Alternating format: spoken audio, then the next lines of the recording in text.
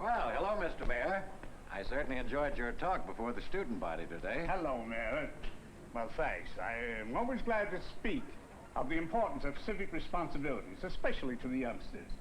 You know, there's too much let George do it. Something for nothing thinking going on around these days. Yes, I know. Hello, Mr. Wilson. Oh, hello, Miss Robinson. You know, it seems to me that you're in a very good position to get to the trend of this merit, right in the classroom. Well, as a matter of fact, this something-for-nothing attitude that you speak of used to crop up in my classes all the time. Now, seeing Miss Robinson reminds me of an experience I had with it once. If you have time, I'd like to tell you about it. It might be encouraging to you. Are you walking? I'll listen. Well, it all goes back to my first PTA meeting. Now, after I was introduced, I gave a short talk, you know, expressing my general approach to economics. And there were several. Certainly has been nice meeting you, Mrs. Johnson. Good night. It's nice to have met you, Mrs. Davis. Good night. I think the board made a very good choice, don't you? Oh, I think he's cute. Well, after the meeting, we had coffee and sandwiches to help us get acquainted. I felt as if I were perched in a glass cage. I could almost feel eyes looking me over. Some of their appraisals I could hear. Daddy, don't you and Mother want to meet the new teacher? I don't want to meet him. I don't like him. Well. I don't like my daughter being exposed to his horse and buggy, Horatio Alger work, and wind baloney. This pious prejudice against the welfare state is nothing but a front for special privilege. I tell you, he's the kind of a teacher that blocks progress. Well, please. Mary, that man actually glorifies the personal gain motive. And besides that... And there it was, right down the line. It was a shock. But I was glad to know at the outset that I must be prepared for such as this. You're supposed to be preparing for a new dynamic world. Daddy, please, he'll hear you. I don't care if he does. I have a right to express my opinions. That's more than you'll get in his classes. Now, class, it's just as important to our economic health that all of us understand the mechanical operation of our economic body and how to avoid behavior injurious to it, as a knowledge of the functions of our physical body and the proper treatment of it is to our physical health. Let's consider then the elements which make up man's material welfare.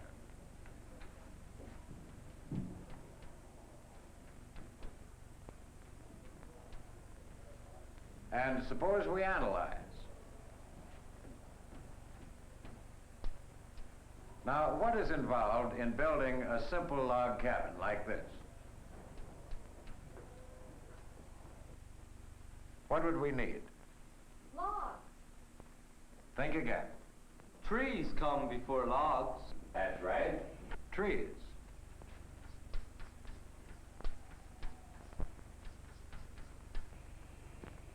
All right, now what else do we need?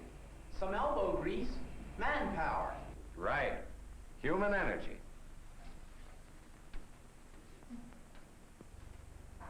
What else? Well, a man has to have something to work with, doesn't he? An axe. A saw. That's right. A tool. Well, an axe is easier for me to draw. There. crude artwork illustrates that everything which contributes to man's material welfare is the product of natural resources plus human energy multiplied by tools. Man works, that is, produces goods and services by applying his energy to natural resources with the aid of tools. The quantity and quality of those goods and services depends upon the quantity and quality of the man's energy and the effectiveness of his tools. Is that clear?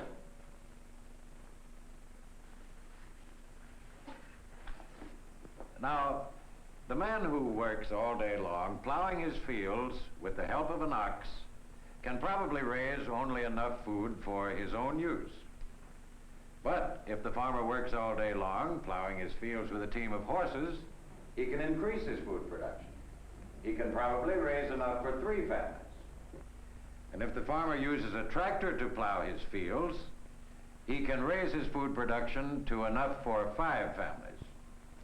Now you can see that since the human energy remains the same in all 3 of the food examples, the increase in man's material welfare is due to the improvement in the tool applied to the job. Now this is a simple illustration to show that man's material welfare has increased according to the increase in the effectiveness of his tools of production. And these tools came into being for the simple reason that people wanted to get ahead, and they were willing to sacrifice to get the tools. Is that clear? Gail? But people no longer get ahead as individuals. They get ahead as cooperative groups, not trying to tear each other down, but build each other up. No person can be secure economically as long as anybody else is insecure. The underprivileged must be rewarded according to their needs, and not just according to what they produce.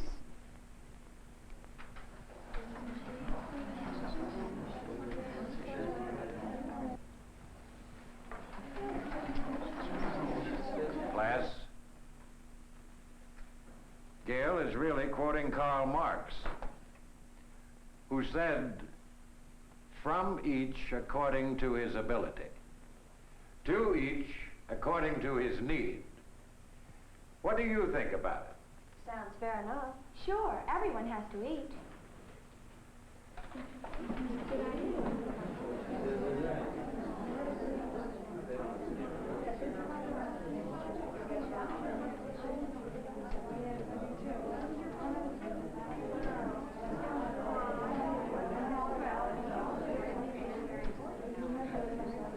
All right, class. All right now. I want you to think about this. Really think how it will affect you. And we'll talk about it later in our next class.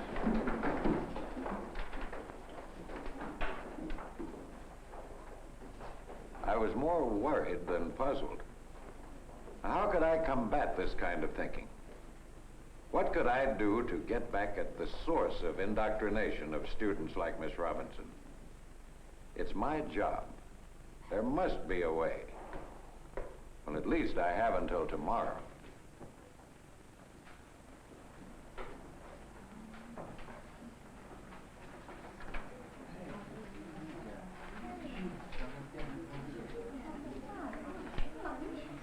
Well, class, there seems to be some surprise at the marks on your last test papers. As a matter of fact, in most cases, those are not the correct grades. They're simply the result of doing what we talked about yesterday. And naturally, some of you do better work than others. Some of you might even fail, while others get high marks. But following this motto, we've taken the high marks and divided them up with the low ones. And that way, everybody passes, even the poor students. That's fine, but I don't want my grade cut down. I work hard for my marks, and I want what I earn. I know I did better than this. We deserve credit for what we do. My dad would cut my allowance. The kids with the best grades get the best jobs. It just isn't fair. Well, Suppose we give you a chance to think this grading system over and continue our discussion tomorrow. Talk it over with your parents if you want to.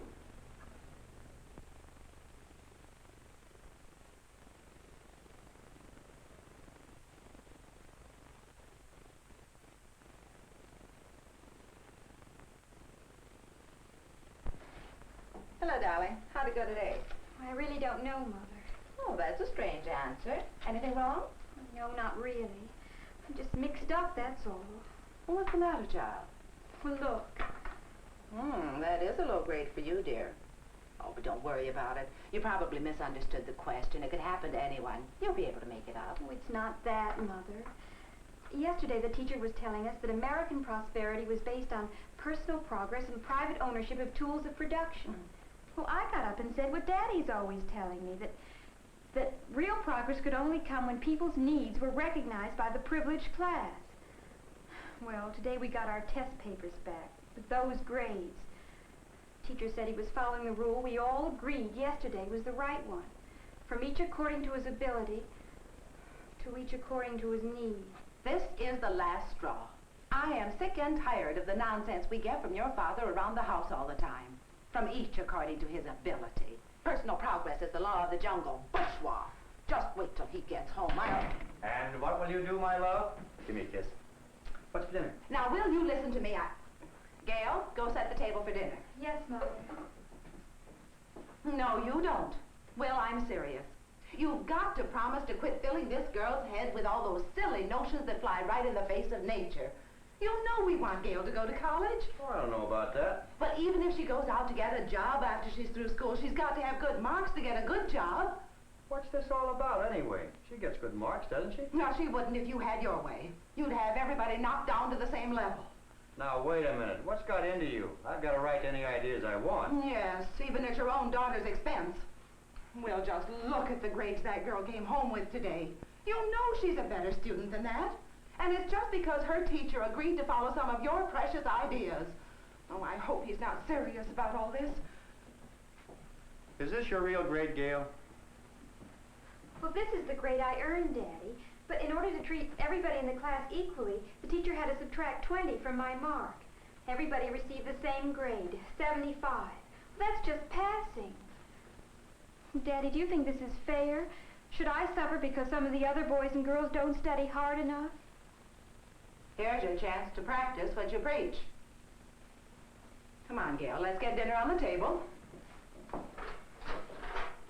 Gail? Well, yes, Mother. It takes a good deal of courage and determination for a man to face the truth when he's wrong, when his ideas are found to be unworkable. And it takes honesty to admit that you've been passing opinions along without questioning them.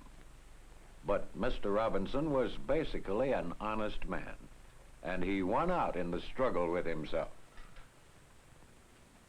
Gail, Yes, Daddy? you're not mad at me, are you? No, Daddy. I want you to tell your teacher, Mr. Wilson, that I'm going to apologize to him and thank him. I guess I've been preaching something that just can't be practiced. It really backfired.